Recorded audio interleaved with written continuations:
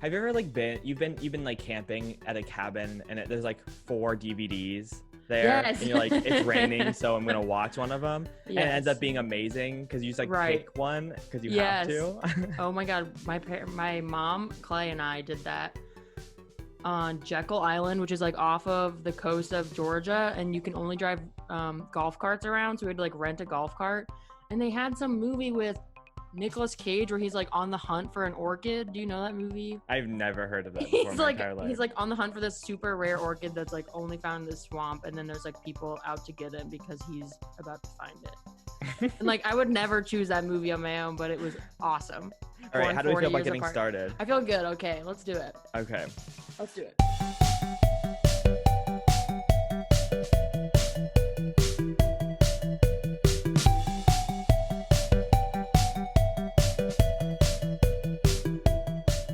Hi, welcome. This is Make Me, a podcast where we, Jordan and Julia, force each other to do things we couldn't be bothered to do ourselves. I'm Julia Weeks. I'm Jordan Steadman. And welcome. This is episode 2. Episode 2. We're doing it. Honestly, I'm so jazzed. You guys are probably hearing this and are very excited to hear it. Just as excited as we are. We're finally putting it out. I was telling my partner about how excited it was to actually like finally create content. Yeah. And it was really validating to hear that like it's big. It's like kind of a big deal. It is kind of a big deal. I was thinking about it too because, you know, every time you hear of someone having a podcast, they're like, oh, we're one of 700,000 and so many dumb people have podcasts, which admittedly we are part of that. But Yeah. It isn't like we just like recorded it on our iPhones and threw it up on YouTube. Like we're doing it for real. Right. Refer to episode 1 if you haven't listened already. Yeah, refer to episode 1. Also, if you're confused as to what's happening, listen to episode 1. That might clear things up a lot. So something I want to say before we get into it is that last episode we promised that we would give a Make Me to Drew Carey, OG Cleveland boy, and we never did it. We forgot to give him a makeover. Or A makeover. I mean, you can do that too. Forget it. Forget this podcast. This is now a Find Drew Carey and Give Him a Makeover podcast. We'll make a documentary of us tracking him down. Where's Werner I think Herzog? He would look good. I think he would look good in drag. I also realized I don't have some things open that I need. Oh, well, okay. I've been thinking about it. I was looking through the list of Make Me's, and one that I want to give up and give to Drew Carey. So give up for you, Jordan. You're okay. Off the hook. Is learning how to do that Fortnite dance and posting it on all of his social media accounts. Okay, I love that. I think he would do good. I mean, he's a comedian. He's an entertainer. He legally has to do it. I think if he hasn't already, he should be arrested. Yeah. Okay, I have one to give up because financially this one probably wouldn't make any sense. I want him to like get Goop products and do like a haul video and review them. So would he put the jade egg in his butthole? Yeah, he'd put the Yanni egg in his... The Yanni egg. The Yanni egg in his... I'm trying to think of what your butt could be called.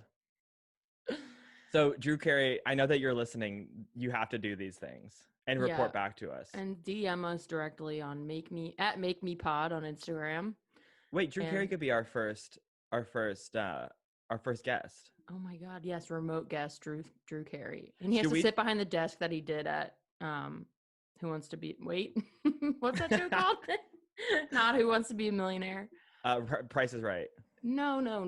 The improv one. Oh, Whose Line Is It Anyway? Whose line is it anyway? Who Wants to Be a I bet that's his desk that he has at home. All right, well, should we get started? Yeah, let's do it. You want to go first? Yeah, I'll go first. Should we alternate every week? Like you go first next week? Yeah, let's alternate every week. Julia's Make Me for this week was to make a Rube Goldberg machine. Yes. Now, this got me very excited. In 8th grade, I remember finding out about Rube Goldberg machines and watching them endlessly on YouTube, and that was really fun. For some reason, it reminds me of the dad from Holes, but I don't think he actually made... No, the dad from... Are you thinking of the dad from Honey, I Shrunk the Kids? Because the dad from Holes was an inventor. Right. I just feel like it's very dad in a movie activity. Yes, and I'm actually gonna get to the movies that they're in. Okay. I Great. did some pretty thorough research. There's a lot of information about Rube Goldberg machines. Cool. So what like other than dads and movies, what do you like? What do you think of when you think of like Rube Goldberg machines? I think of like moving a ping pong ball or like a marble through extraneous circumstances for like to complete a small task for you. Like Yeah, by the end of the ball has moved all the way around your apartment and it like lights a lighter, which lights yeah, a cigarette. And it also reminds me of some video games like remember Line Jumper or whatever, like it's a sled and you like draw lines. yes, like the iPhone game. Yes. So Yeah, it's kind of like that where you have to like put it through loops and like mm-hmm. weird jumps and shit. Yeah, And then for basically no purpose other than the fun of it. yeah. So I'm gonna jump into the history of Rube Goldberg machines. And before we even get to the machine, Rube Goldberg is obviously a person. His first name is Rube. His first name is Ruben. I got this information from Wikipedia.com. So Ruben Garrett Lucius Goldberg was born July 4th, 1883, which is so long ago, a lot longer ago than I thought. 1883. Yeah. America was only like 100 and something years old. Right. And he's not from America, is he? He was born in San Francisco. I feel like times were tough in 1883. Yeah. Like, how can you just make this your pastime? Well, this guy was kind of rich. He is best known as an American cartoonist, sculptor, author, engineer, and inventor. Wow. I thought that I was going to Google it and find out that it was just machines, but that's not what it was at all. Damn, Renaissance man. So he's best known for his popular cartoon depicting complicated gadgets performing simple tasks in direct, convoluted ways. The cartoons led to the expression Rube Goldberg machines to describe similar gadgets and processes. Goldberg received many honors in his lifetime, including a Pulitzer Prize for political cartooning in 1948 and the Banshee Silver Lady Award in 1959. I don't know what that one's. I don't understand the phrase direct but convoluted ways. If anyone wants to tell me what that means. Direct but convoluted. Two opposite words. So he was the son of a police and fire commissioner. That was his dad, who encouraged the young Ruben to pursue a career in engineering. He graduated from the University of California, Berkeley in 1904 with a degree in engineering. And was hired by the city of San Francisco as an engineer for the water and sewers department, but that didn't last very long. It was only about 6 months until he quit and became a sports cartoonist, which that's not something that we have anymore. That's but also I guess not a career jump you could like easily make these days. It's definitely a career jump for people who like have money to like have put in a lot like money to become an engineer at like Berkeley and then be like, never mind, I'm gonna like be a cartoonist. Yeah, I thought you were gonna say that his time in the sewer industry was short term because he was found making all these convoluted ways to direct water throughout the city. And they're like, sir, this is too convoluted for us. It's not direct convolution. There's not enough direct and too much convolution. Yeah, I guess you're right though. Like only someone that has financial backing could just be like, yeah, I'm gonna quit my well-paying like job. They probably didn't have unions, did they? Anyway, I'm gonna quit my union job so I can be like a sports editorial artist. What the hell? So he worked in various different newspapers doing cartooning. So fast forward a little bit, he is most well known for a comic strip called The Inventions of Professor Lucifer Gorgonzola Butts. Is that one name? That is one name. Lucifer Gorgonzola Butts. And that ran in the Collier's Weekly from January 26th, which is my birthday, 1929. So this is years later, to December 26th, 1931. Wow. I'm about to send you a link. I'm going to just give you an example of the cartoon that he did. Cool. Oh, cool. And there's a picture on the right, and you can see Mr. Butts there. Oh, or Professor Butts, excuse me. There he is. He's educated. I feel like he could also be Mr. Butts. So it's an illustration of a man with a contraption on his head that has a spoon attached to a string, attached to another spoon, attached to a cracker. I'm actually going to read the caption, and this is going to be what I hope is the basis of everyone's understanding of a Rube Goldberg machine if they don't understand what they are already. So in this comic strip, the soup spoon is raised to the mouth, pulling a string, and thereby jerking the ladle, which throws the cracker past the toucan. The toucan jumps after the cracker and perch. The perch tilts, upsetting seeds that fall into a pail. Extra weight in the pail pulls the cord, which opens and ignites the lighter, setting off the skyrocket, which causes Sickle to cut the string, allowing the pendulum with the attached napkin to swing back and forth, thereby wiping the chin. Wow. Self-operating napkin. Yeah. So that's what a Rube Goldberg machine is. And I watch a lot of YouTube videos, and they can be like really, really complicated. And it's a lot of like, I even looked up, because obviously I had to make one of these, and I was like looking up some tricks and like little things that people like, short interactions that you can place within your Rube Goldberg machine. And it's like, they're really, really creative. There was one where like you had, I don't remember how it worked, but you had chopsticks in a metal ball, and somehow you got to go like down it in one way, and then it knocked it somehow, that then the ball went down back the exact same way it came and hit something else. Whoa. You know? So is there like a whole subculture on the internet of people like explaining, like kind of like magic, where only magicians get to know the trick behind the trick? Kind of. It's mostly like engineers. That's cool. So one example, I have some like famous examples that I found. My favorite one by far is, do you remember the band OK Go? Yes, 100%. That OK Go, This Too Shall Pass video is I think I've seen it. So good. So this video is nearly 4 minutes long and captured in a single unbroken camera shot. Oh, this is from an article I found on Wired. The machine rolls metal balls down tracks, swings sledgehammers, pours water, unfurls flag, and drops a flock of umbrellas from the second story, all perfectly synchronized with the song. A few gasp-inducing, grin-producing moments when the machine's actions line up so perfectly you can only shake your head in admiration at the creativity and precision of the builders. Wow. It was crazy, and not going before I go into too much detail about my own Rube Goldberg machine. Yes. It was hard for me to make it do something correctly, having to do it correctly and then sync it up with things, because there's a part in the music video where there's like forks on like this thing that's like rotating, like something gets triggered and it rotates, and the forks hit like glasses that are filled with water. So when you hit them, they make a certain note. Whoa. And like the music pauses and that fills in the space for the music. And like there's parts where they're lip syncing, and they're at different points at the entire time. Wow. So while it's going around and the camera's filming it in one shot, they're running around to get to certain points, because either like they're interacting in like the machine, or like they're just like lip syncing in the back. Wow. I mean, they're amazing. That treadmill video for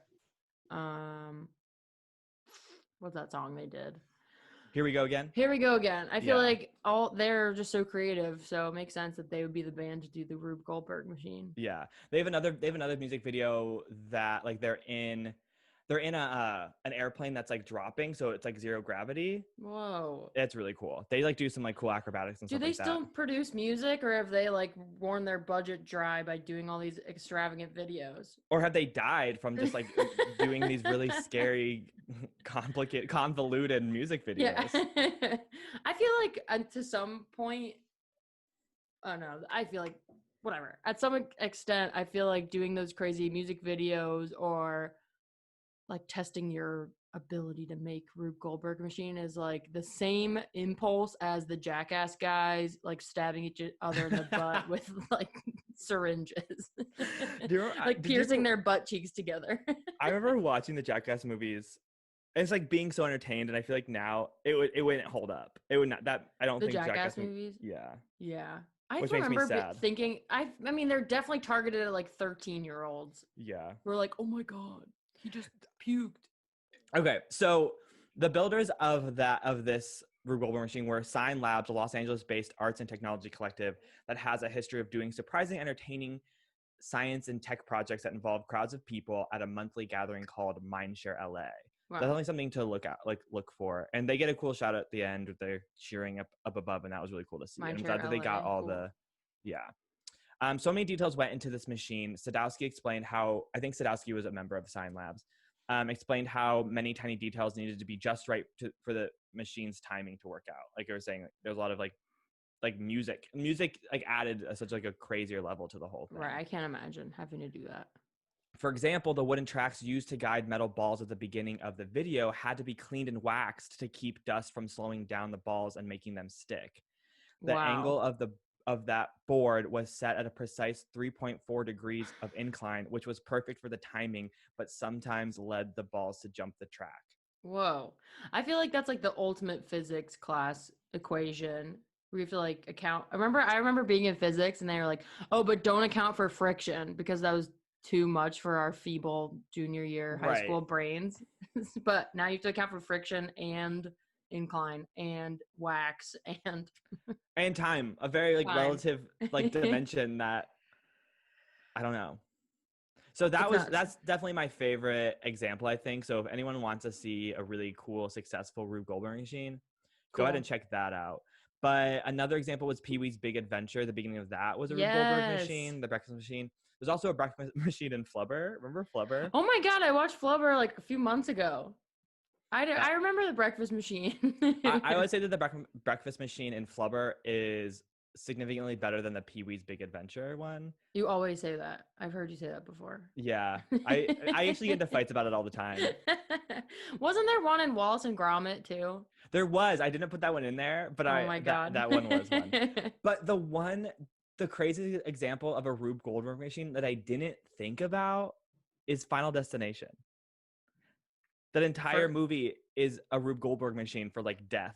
Oh basically. My God. The whole movie is one Rube Goldberg machine. But it is like you've seen a Final Destination movie, right? I don't think I have. Oh, so really crazy things will happen where like water starts leaking, like a bathtub will overflow because of some accident which leaks, and then because of that like they slip and fall and that leads to this thing, this leads to that thing, and then it ends in like a very like bloody death. The Rube Goldberg machine of death. Yeah. My friend told me that he was afraid to look at airplanes because he thought that as soon as he looked at them flying that they would blow up because of the Final Destination movies. That's some like kid discovers he has superpowers like kind of stuff. I'm too powerful, I can't look at planes. So worldwide there are competitions. In early 1987, Purdue University in Indiana started the annual National Rube Goldberg Machine Contest organized by the Phi chapter of Theta Tau, a national engineering fraternity, which is cool. In 1987, the kinetic artist Arthur Ganson has been the MC of the annual Friday after Thanksgiving competition sponsored by the MIT Museum in Cambridge, Massachusetts. Hey. Is it Cambridge what or up? Cambridge? Cambridge. Okay, cool. So that's a contest. The longest recorded Rube Goldberg machine was in 2016 by a Latvian e-commerce company, ScandaWeb, which constructed the world's largest Rube Goldberg for the people of Riga? Is that a country? I don't know. Possibly the most elaborate way anyone has turned on some festive lights. The chain reaction consisted of 412 individual mechanical steps. Damn. And I watched the video and it's like sped up like double time and it's like over 4 minutes long and that's sped up. And watching it, I watched it after I made my own Rube Goldberg machine and I just felt really insecure. Yeah. But the whole point, this whole point of the podcast isn't to like be good at something for the first time, which I told you I'm not good at anything. And the whole podcast is if I'm good at something, then we have to stop. Right. Or like, it's not the point of doing something you're good at and showing off. It's like, I've never tried this before. Let's see what happens. Yeah. Hilarity ensues. So that's what I have about, awesome. Rube Goldberg machines. How do you feel like learning all that going into making your own? Or did you like, what was did you start learning about it and then make your own, or was there like overlap? I did a little bit of both because I knew that going into like building it, my apartment was going to get wrecked. I live in a small apartment. So like I kind of wanted to hold off a little bit and at least put some planning into it and like gathering materials and all that kind of stuff. So I did watch some videos just to like get some inspiration. Because also in quarantine, I don't really have I can't just like go to Target to like Right. get like crafty things for this. I So like I that. had That's like ultimate challenge. it was an ultimate challenge. I had to limit myself to like what was in my apartment, which is like not a lot, Right. which is like good for my like personal well-being, but like not good for when someone challenges you to do like a Rube Goldberg machine. But going in, I felt okay. That's A little good. nervous. Here's the other thing that I was kind of dreading doing something new. Like I was like, why? Like I was excited to do it, and I'm excited about this podcast. Don't get me wrong, but I was like, it took me a couple days to actually commit to doing it because, yeah. as we know, it's hard to do new things. Right. I also feel like that's the challenge. It's like when you get an assignment and you have a month to do it, and then you just like write the whole paper the week before, not even like the 3 days before. I don't even know, like, what is that impulse? Like, why wouldn't we just do it right now? Exactly. So I don't know. I felt similarly. I'll get to that later, but I feel like even though when it's something you're excited about, it's hard to do it. Yeah. So you want to talk about like actually doing the Make Me? We'll transition into the second half of your Make Me. Yeah. So I'm gonna start off my part. I'm gonna start this second part with actually just showing you what I did, and then Sweet. we'll discuss later. Okay. I can't wait. I'm so excited to see what you did. Just give and me also 1 second. I'm excited to see your apartment. Okay, here is the Rube Goldberg machine. Okay. Hey Julia, hey Julia, it's me, Jordan. It is at nighttime now, and I decided I'd do my making a Rube Goldberg machine. I don't want to show you it just yet because I want you to see like the whole reveal when we do it. But we meaning the you and goal Squid. of this thing is I'm going to, it's a series of, you know, I'm sure I'll cover it in the first part, but a series of, you know, different events leading to the next event, and so on and so forth. Now, I wanted there to be a purpose to it. So the purpose I made this time is to feed my dog in the morning. Yay. Now, theoretically, move some stuff around. Theoretically, what's going to happen is that I'm loving the Cloverfield vibes too. I'm going to get out of bed. I'm going to push this skateboard. That's going to be like the trigger. That sets it all off. And the goal is to get food into this. Okay. Whoa. I didn't want to show you the whole thing. Yeah, it's to slow him down for me. Like I said, I want you to only see as it's happening. So I'm going to go ahead and do it. I'm very nervous about this. I'll talk more about it later, but great wig work. Here we go. Thank you so much.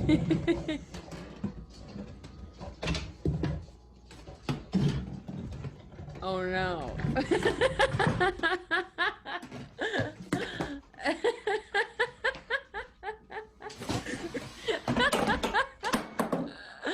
Oh my god.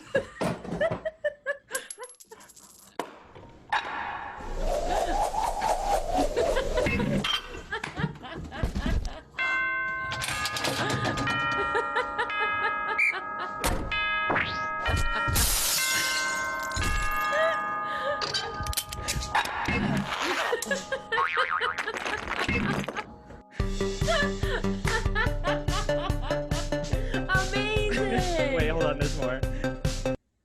Oh shit, I had it facing the wrong way. Oh well. Wow. So honestly, that was my execution. That's the best Rube Goldberg I think I've ever seen. Thank you so much. High props to comedy. High props to the cool artwork in your apartment. Thank you. The wig work was impeccable. And I would say you get negative points for not actually showing us Squid ever. Oh, you're right. I lost points. That's okay. Y'all deserve to see him. I mean, come on. So since that was like a visual thing, can you just kind of describe what you saw? Yes. So for those of you who haven't seen the video on our Instagram yet, it's... Well, first of all, what are you doing? What am I doing? Not you. What are they doing if they haven't been on Instagram yet?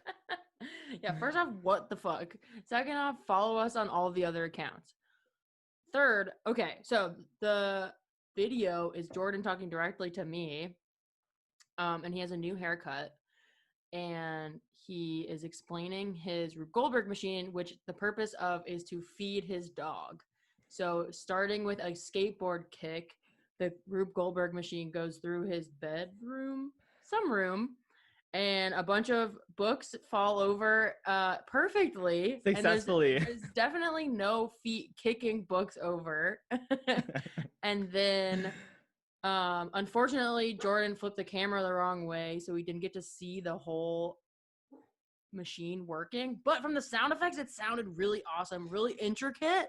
It was super intricate. It seemed like there was a big mess at the end. I heard some like splatting and squirting sounds, like maybe some ketchup bottles were part of it. Yes. And at the end, Squid was successfully fed. Wow, I'm so impressed. Do you think you're gonna submit it to the Purdue championship or competition? They actually reached out to me. They got into our Google Docs and they reached out to me and told me that was the best one they'd ever seen. And probably your FBI agent told them about it, and you're then right. They got into the or my neighbors, because they definitely my downstairs neighbor definitely hates me.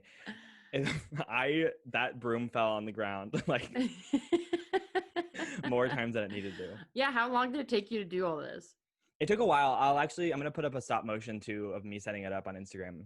It was a lot of fun. It took me longer than I thought, because I thought that like I could just set up like books like dominoes, which I don't recommend using books because I kind of damaged a couple of them, unfortunately. Oh, that sucks.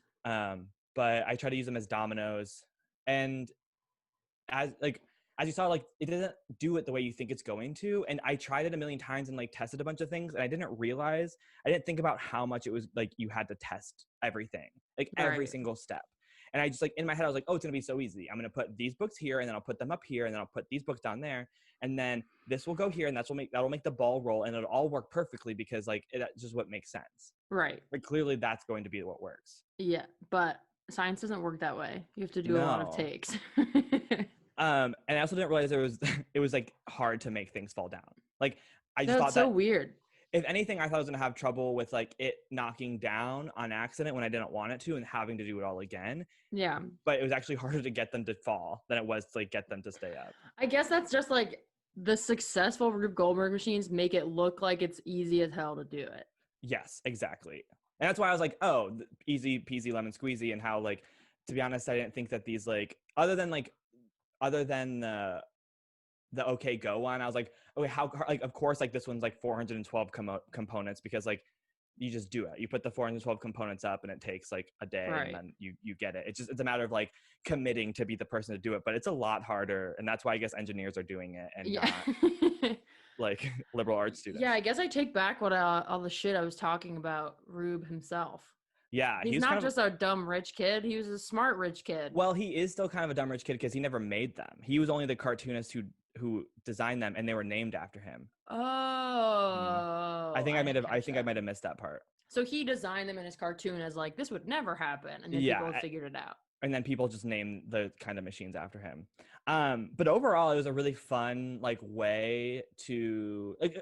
It was making me think in a way that I haven't thought of in a while. That's it was awesome. kind of the same thought process that I like when you're building a fort. You know, it's like fun and very tactile and like silly, and like it was a lot of fun. You just see what works, like what blanket's gonna hold onto what chair, and how do we make a tunnel into the kitchen. Exactly. And it was just fun to like goof off and just like be in a good space. It was a good distraction too from just like sitting at home. That's awesome. And this is like at the beginning I was like, ugh, I don't want to try something new. But at the end I was like, okay, what can I learn now? Like I'm excited to learn so much more. I want to learn something else. So that was a lot of fun. So how would you rate it? I don't know is there a scale we should be working on, but like would you like this on one, scale of like, is it a good challenge that I gave you versus, and like how did you think you did accomplishing it? The challenge was 9 out of 10 Drew carries. My execution, I'm going to give 4 out of 10 Drew carries. I think that overall I need more materials. So if I ever do this again, and if you like, if anyone does it, just try to gather as much as you can and look at videos of people like doing them. You'll see like very similar materials being used. I see a lot of magnets and dominoes, like little metal balls and ping pong balls. A lot of like, you need a lot of like different kinds of spheres and balls and different like tracks for them to go on. I think that's like your biggest, like a good starting point in dominoes, like, or blocks of some kind to like knock gather down. the balls. Gather all your balls. I also think I needed a different space. My apartment's kind of shaped in a weird way that I had to find a way to maximize on my space. I had to enter a room from the entrance of the room and then leave that room from the exact same entrance. Oh yeah. If I wanted it to move from room to room. Right. So I'd recommend like a bigger area. A lot of the Rube Goldberg machines I like saw were like in big warehouses. Damn. Yeah. Who's like out here doing that? How do you have time for that? I don't know. Mythbusters. And expensive. Like, I feel like that shit's expensive. Yeah. Another thing that I didn't realize it was gonna take so much time, which was like good, but that was just kind of like a shock to me. Also, on a very unrelated note, I was doing a different like personal project that wasn't this podcast, where I had to like find like sounds of like things banging and zinging and booping and bopping and all this kind of stuff. Not for this. Yeah. But I found out that Final Cut Pro has like too many like car crash sounds. And not just like a single crash, but like the entire like lead up to a car crash. How do they have recordings of that? I don't know. I don't know if it's Foley artists or real ones, but also why is car crash the one that has the most? Right. But is there like a million squirts? No, there's like one half of a pop, but then there's like 3 pages of car crashes. I guess that's what people need in their movies, their student films. I guess. But yeah, that was my experience of it. I had a lot of fun though. That was a really good challenge. That's awesome. Would you recommend it to our listeners? I would. I for sure would. And like I said, I would just make sure that you do a lot of planning ahead of time. It's not something that like you would think that you could just jump right into it, but you kind of want to definitely put a little bit of thought into it. Right. That's a good advice for most things, actually. Yeah. But yeah, I'm happy. I feel good. That's great. I'm so happy that it went well for our first episode. Good first make me. Good first make. Oh, of course. Thank you for the wonderful video. Everyone check it out on our Instagram. It's there. I'm so excited for everyone to see it. Me too. Okay. Should we take a quick break? Yeah, let's take a break. Okay, dope.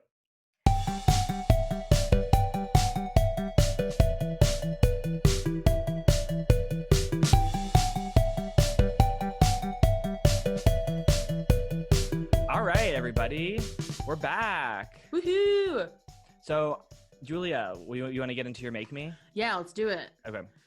So for all of you who didn't listen to last episode, my Make Me was to make 3 different types of non-dairy milk, meaning it can't come from a mammal of any sort. Unless it was a llama. Does dairy just mean cow milk? I actually didn't look that up. I think goat milk would be dairy milk, wouldn't it? Yeah, I would say that. I would say it's like dairy milk means it's from a dairy animal. Living, yeah. Which is apparently any mammal. So I like the way you started yours. So like, what's your relationship with non-dairy milk if you have one?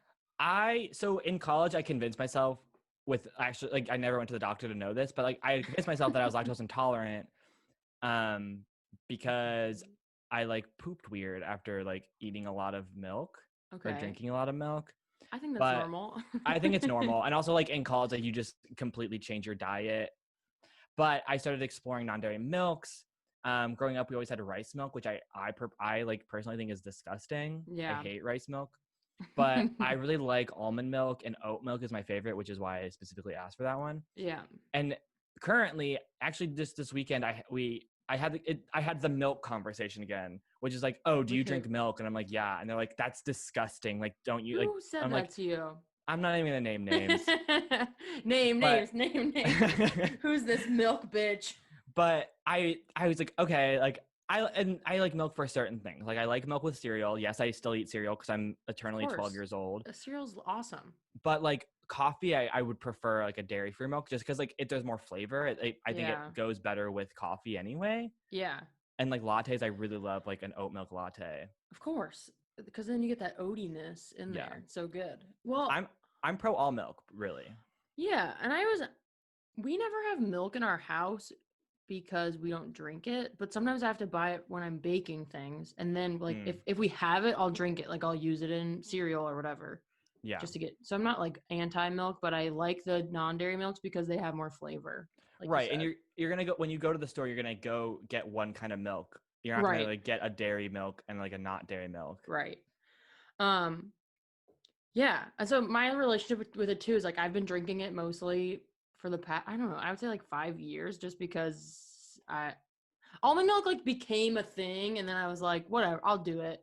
And I think it's back in the day when I was like counting calories and like trying to lose weight all the time, it has way less calories than dairy milk. So then I just like got on the kick, and now that's all I drink is like non-dairy milk. Yeah, and it tastes good. And it tastes good. So some little backgrounds.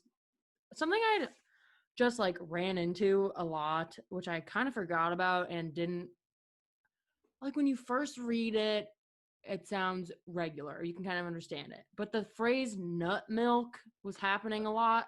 Ugh, hate it. And also like plant-based liquids and alternative milk. They're just not cute words. They're not things you want to put in your body. Yeah. And the phrase nut milk, I just saw over and over and over again. And so I apologize to the listeners for how many times I'm going to say nut milk. Because that's just like the gross, it's just the way it comes out of your mouth. Nut milk. Nut milk. I also just like the visualization I get from nut milk. And I blame like South Park specifically for this visualization. Yes. Wait, there were these bus advertisements a few years ago in Boston that said like put some nut milk in your face, and I was like, obviously they know what they're doing. Right. It's like the Urban Outfitters like effect that they have, where like they do something outrageous, everyone's like, yeah, okay, I'll try it. Well, I saw it on a bus stop and I was like, wait, that's messed up. And then the next day I tried to take a picture of it and it was gone. So I feel like some hoity-toity Bostonian took it down. Got it taken down. Anyway, sorry, the history. So you might think of non-dairy nut milk as a modern phenomenon, but actually the first like instances of it were about in the 13th century. Oh, really? Yes. And a little before that, there's like controversy over this, if this counts as a nut milk or not, but horchata, if you've heard of it, it's like ground soaked nuts basically that you add spices to. We started seeing it in Spain before the year 1000. Really? And it was in English. It showed up like in the English language in 1200 AD. Was it always milk? That's where it gets confused. So it's like horchata is a nut milk technically. Yeah. It's made out of tiger nuts, which I haven't heard of other than like on the animal, a tiger. Yeah. And then and then in the 13th century, they had plant milk, which they described more as like a milky liquid derived from plants. So we didn't have the phrase like plant milk, nut milk. Yeah. But they were like, oh, it's very milky in the way they described it. Okay. In the 13th century. And so actually like the first, other than tiger nuts and horchata, the first nut milk was almond milk. There we go. And then, we kind of got soy because in Asia and China in the 14th century, they had a lot of soy production.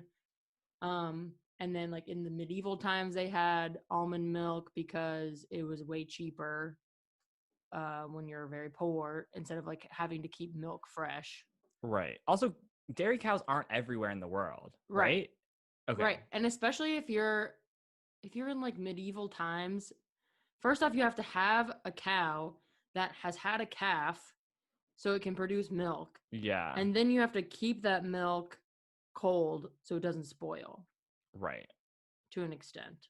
Or use it all at one time. Right. So it's actually a pro to non-dairy milk is that it doesn't really spoil. I mean, it does, but it takes a long time.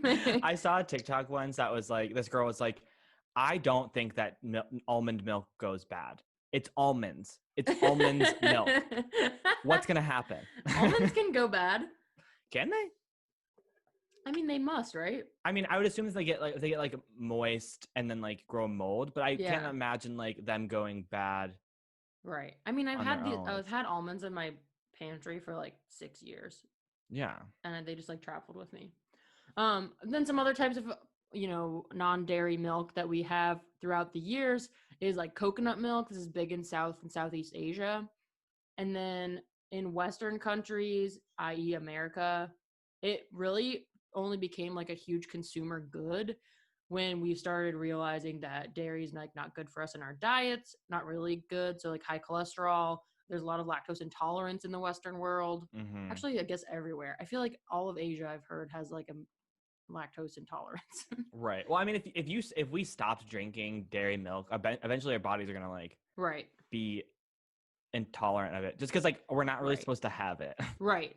So then, okay, so obviously like a lot of this I learned from Wikipedia and other type of articles that are like informative, but when you're looking up nut milks and non-dairy milks, you're getting a lot of vegan blogs talking about the horrors of dairy milk and, then also the health benefits of nut milk, which is really like it's low calorie, low cholesterol, low fat. Mm-hmm. And dairy milk, I heard this, like, I kept seeing this really horrifying phrase, so I have to reread it to you. But they were saying, milk is bad for you because of the health effects, but also because you're taking the milk away from a baby calf. Yeah. Because the only time a milk-producing animal produces milk is if they have a baby that they need to rear. Yeah. And also, the things I kept hearing all the time was that in milk, dairy milk, there is blood, hormones, antibiotics, and pus. Mm. And the word pus I've heard a lot too. God, I'm so sorry that you had to hear about pus milk. Nut milk and pus. I'm surprised about how much like there's always like milk propaganda on either end of the spectrum. There's always like so much pro milk propaganda and there's always so much like anti milk propaganda. I'm like, why? It's all lobbying, right? Yeah.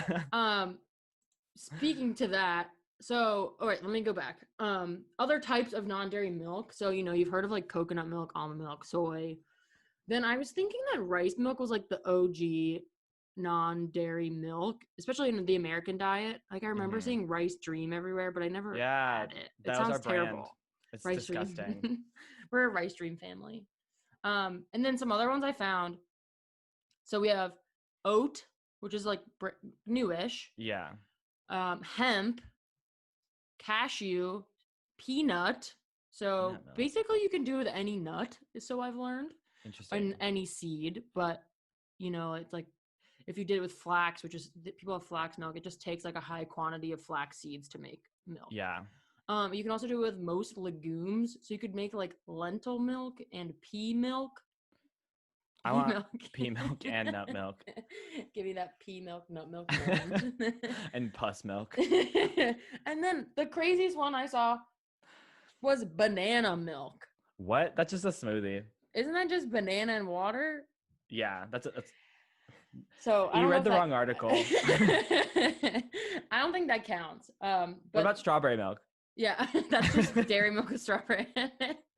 And then so basically anything you want to mix with water and blend, you can make into a milk. So I've learned.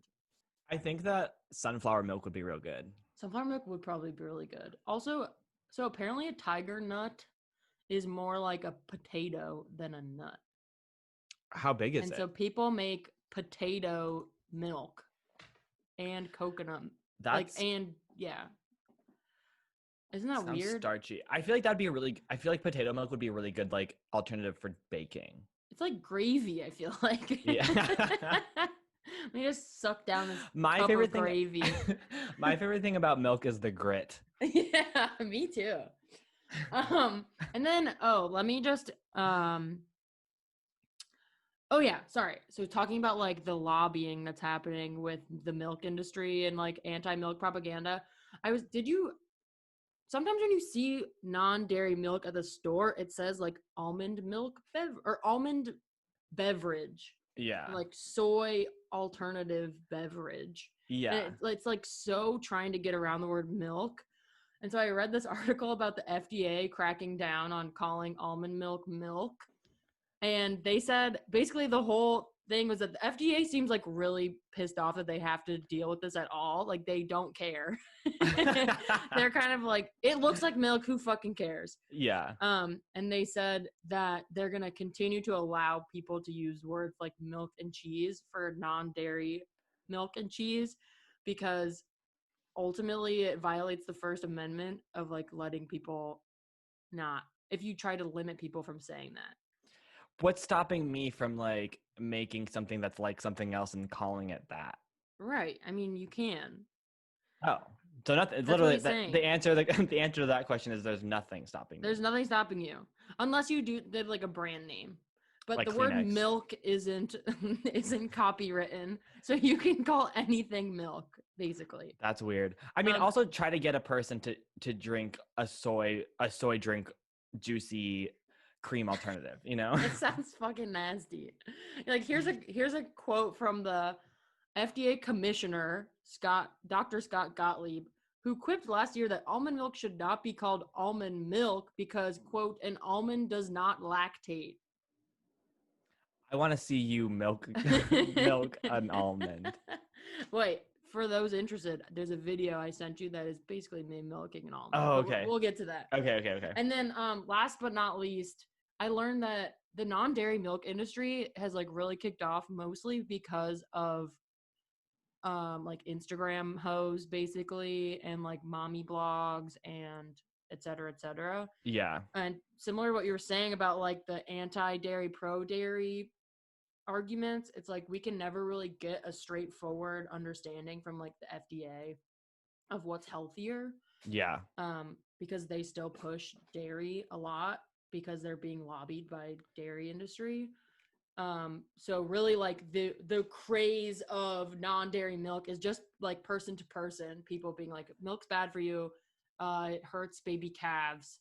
This stuff is really good, etc. Yeah. And I read that between 2012 and 2017, non-dairy milk sales grew 60%, and almond milk took 64% of the market share of non-dairy milk. Wow. And that in the same period, dairy milk sales dropped by 15%.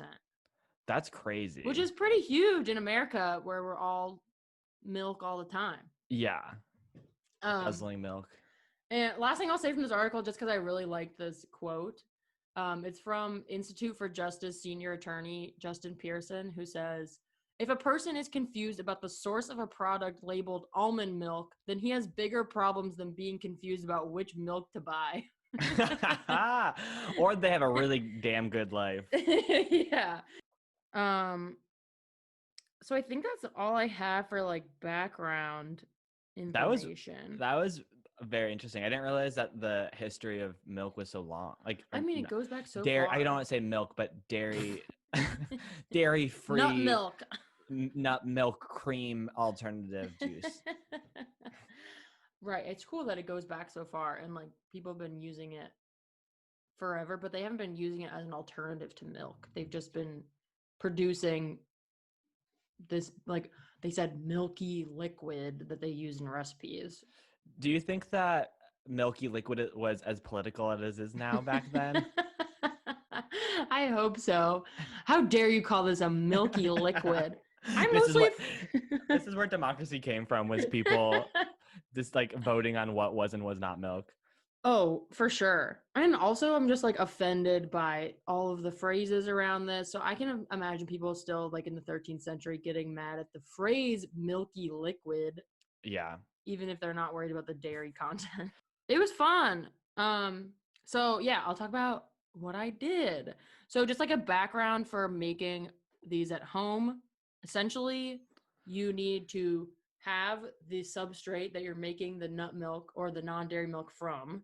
Mm-hmm. You need to soak it overnight, which really I could only glean from these blogs was to like make them softer so you can blend them up better, or to activate the nut enzymes, which I want to activate some nut enzymes. It's gonna be my next sext. Yo, let's activate some nut enzymes tonight. Tonight, baby. So that basically means nothing. The then you have to dump the liquid that they're in. That's why the enzyme doesn't make sense to me, because if the enzymes are released into the liquid and then you dump it, what's the point? Yeah. And then you put that in a blender with however much water. Wait, more water? Needed. So yeah, you put it in the blender, drained, with new fresh water. Oh, interesting. And then you blend it, and then you have to pass it through a sieve or cheesecloth or a nut milk bag. Yes. That's if there's a favorite vocabulary word. I don't know why I just went to the accent. That's favorite vocabulary word from this episode is nut milk bag. Nut milk bag, which unsurprisingly, I already had one on hand. Did you have it on purpose for making nut milk? I've never made nut milk, but I have these reusable like produce bags that are essentially made out of cheesecloth, and it's just a bag. So oh, cool. I use it as my nut milk bag. And it for sure, it will forever be known as the nut milk bag in our house. And then you just like squeeze it out, basically. And then you have the milk. Yeah, that's basically it. You have like leftover pulp is what they call it. That's left in the bag that you can either toss or compost because it's just organic matter. But we actually are keeping it, the leftover we have, because you can use it in smoothies. Which like one of us has a smoothie like every other day probably. So instead of putting like actual almonds in your smoothie, you just like put the goop. Is it dry now, or is it still like... It's like wettish. Okay. So it's actually kind of like the texture of moon sand. So that's how it even... So like for the 3 things I use, they all kind of felt like that. So I just have them in a Tupperware, and you can like scoop a tablespoon out and throw it into a smoothie. Oh, cool. So the 3 nut milks I made were oat, almond, and cashew. Nice. Okay. And that's because of things we had on hand. And also I feel like the first 2 are very much like what people usually drink, and then cashew is like a boutique kind that I've never had before, and we had cashews. So I'll just talk you through the whole steps of like doing the almonds because I thought they were the most interesting, and then I'll tell you the notes, compared notes. So the almonds are tricky because you have to like you can peel the skin off of them. So I sent you a video of like how easy this is. It's so weird. Yeah, so, the nuts are like so rubbery. You can like bend them without breaking them. And then if you put the almond between your fingers and just like press, the almond will shoot out of the skin across your kitchen. Oh, that's so funny. I watched a video and it reminds me of like Concord grapes. Yeah. You like squeeze those. Yes. It's just like that. It was really gross. And then you put them in a blender with water and then you just blend. And so I did 3 cups for each. And then you pour into a nut milk bag. When I was doing this, Gary was in the other room like, oh my God, like, what are these fucking sounds? So gross. What are you doing? Oh, that's funny. And then you have the nut milk. And I actually have it right next to me. So here's the almond. Fun. Here's the almond. And so I have almond, oat, cashew. And then I went above and beyond the Call of Duty. And I made each of them into chocolate milk as well. Oh, cool. So I added cocoa powder, like a tablespoon, and then a tablespoon of sugar. Wow. First off, like when you're looking at all these blogs, you're basically scrolling through pictures of, and I hate to say it, cummy liquid. And you hate to say that, but you were fine saying milk pus. I feel like milk pus is better than cummy. But so, it's like jars and jars, like labeled different things. Like here's sesame cum and hazelnut cum. And, yeah. And so I was like, wow, I can't wait to get my hands on this. And so the one that was the least cummy was the almond milk, which is basically, it was like too watery. Oh, okay. So the almond milk was a little too watery. I think that's because the fat content of the almonds is like lower than any of the other ones. And it also separates the most. So when you don't shake it up and you look at it in the fridge, it's like a distinct layer of like very watery looking brown liquid. And then at the bottom, it's whiter and thicker. Oh, weird. And then you have to shake it up. Okay. And it was super, super, super almondy. Like it just tasted like almond. Okay. This was like way more almondy than any almond milk I've ever had. Mm-hmm. And the notes I wrote down was like, it didn't really smell like anything, which I guess is a plus. Yeah. It's not thick, which I feel like is a like if you're looking for a milk substitute, it wasn't a milky consistency. It was like more watery. Yeah, I think that's what I would expect from an almond milk. Right. If I think about almond milk, and if I'm gonna be frank, I don't ever like choose a dairy-free alternative so that it matches milk. Ever, right. You know. But I feel like that's a good way to judge it because I was like, well, what's the point? Like people are using it like milk, so yes. compare. Yeah. But actually, Gary, who I used as my second taste tester, said the same thing. He said it smelled like flour, which it kind of did. Mm. And he said it tastes most like the nut it came from. Which, take that as you will. I don't know if that's positive. For me, that was a negative, but for him, that was a positive. And he said it was the best chocolate, which I thought it was like kind of watery. So I don't know, not for me. But overall, I would say it was fine. Okay. The oat milk was like super oaty. It tasted like if you just made oatmeal and didn't cook out enough water. Okay. So like, you know, if you like got just a spoonful of that, which I guess that's what it is. But yeah. So it tasted like that. It was really thick and like way thicker than any oat milk I've ever had at the store. You have to like shake it up. And it coats the whole glass jar. It does. And the other ones don't do that at all. Like milk though. I feel like milk does that. Yes. But again, gonna use that word I hate. It was a lot cummier than milk. Okay. I was thinking about this because we had oat milk at home from Trader Joe's, so I compared, and it was thicker than the oat milk from Trader Joe's, and the oat milk from Trader Joe's was sweeter. So they must have added like vanilla or something. Even though they say it's unsweetened. Yeah. But I just did, it's like just nuts and water. Yeah. And this one I thought was my favorite, but it was too thick. So maybe like if I did like another cup of water, it'd be better. Oh yeah, that's a good point. Which is actually like the fun of this is that you could experiment and say, I like the flavor of this, but it's too thick or whatever, vice versa, and mess with it rather than just like hoping you find the brand that you like the most. Yeah. So I like the oat milk the best. Gary said he had the best. It had the best taste out of all of them, and I thought that the chocolate tasted really good. But the regular was like the best of the regular non-chocolate ones I made, but it was viscous. So I would like. So texture not good, taste good. Yes, and it was like 600 times oatier than oat milk from the store. Ooh, I wonder how it'd be in a latte. I bet it'd be awesome. And then the cashew milk was really good. I've never had cashew milk before, so I don't really know how to compare it. But this one was weird to me because all the recipes said you don't have to strain it like you do the almond and the oat. Oh, which feels weird to me. Like you could just drink it straight up, but I strained it. It tasted a little watery. Gary said it had the least taste of all of them. He said it was like the best at hiding that it is a nut milk. Yeah. Because it's kind of like base flavor.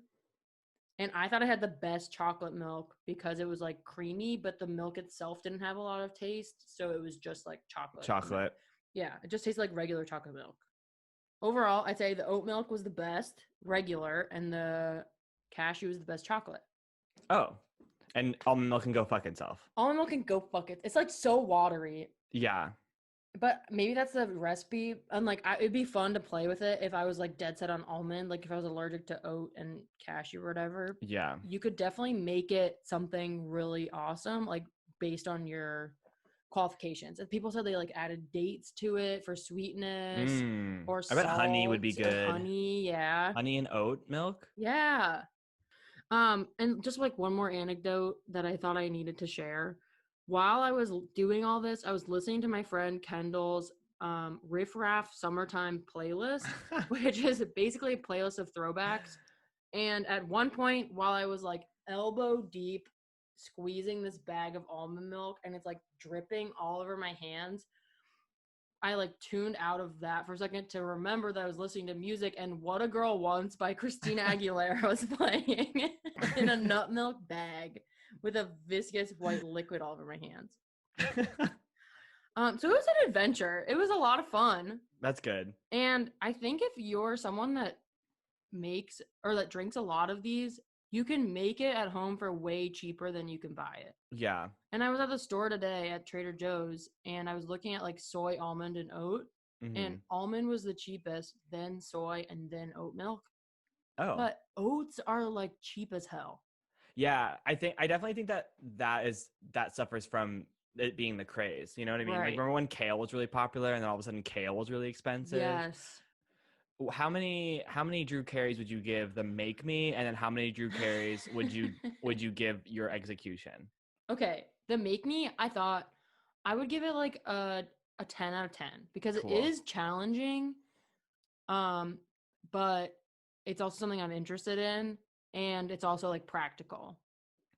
So I think like 10 out of 10, you crushed it, because like I had to like go through all the, did I want to use bananas? Did I want to use flaxseed? Did I want to, and then, you know, there's all these different alterations you can do, but also there's like a practicality in my life because I do drink this all the time. Mm-hmm.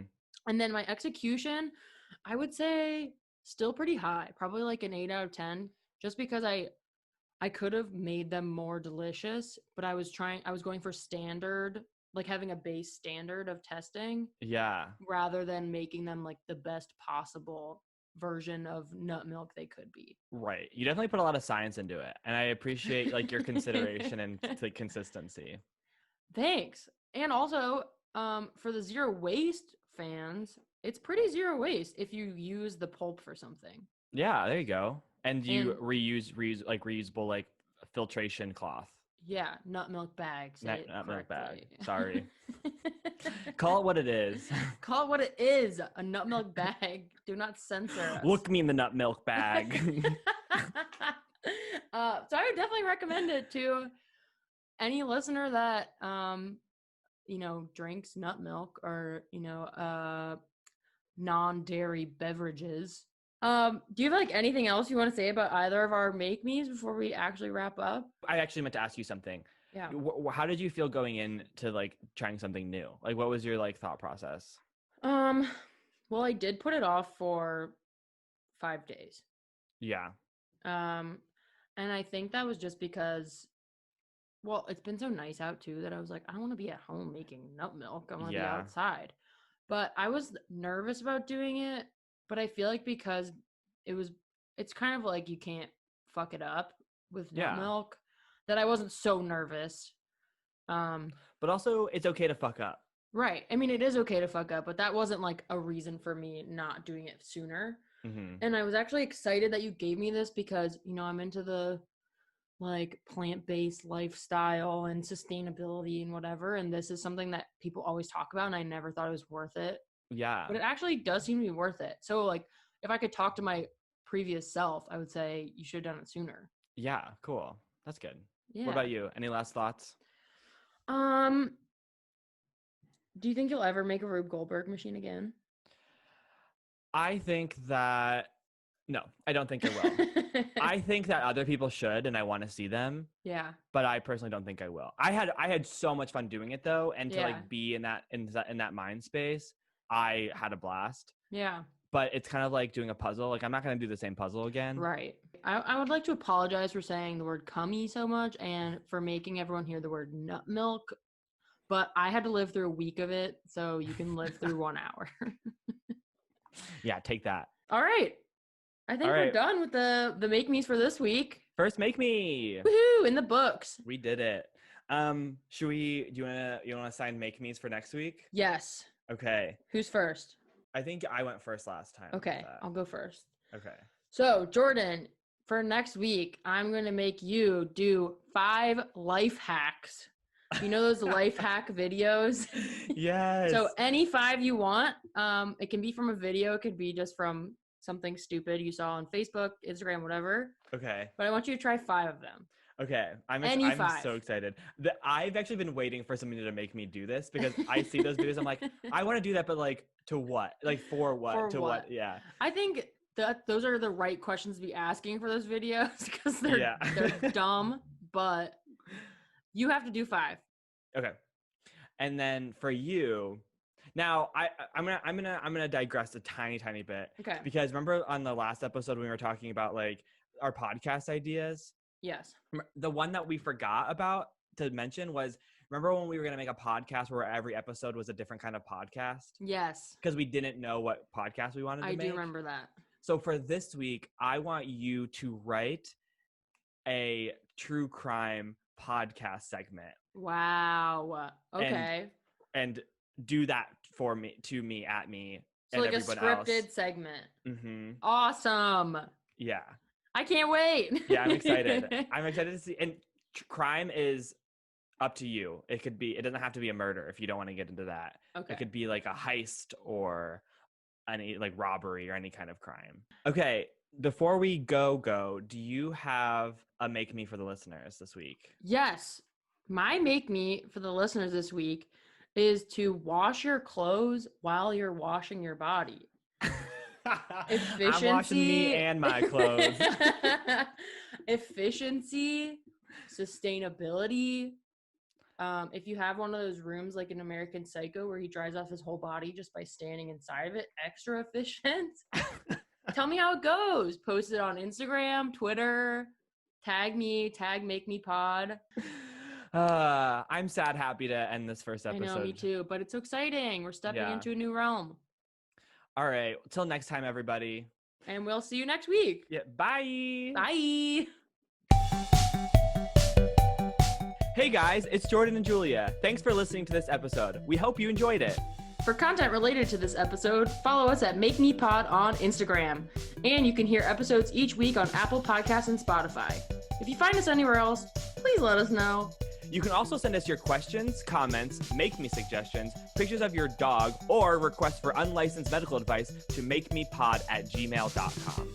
And don't forget to like, subscribe, comment, rate, etc., etc. That's how we get discovered. Please, we need to be clicked. But for real, leave a comment so we know you love us. Thanks. Bye. Bye.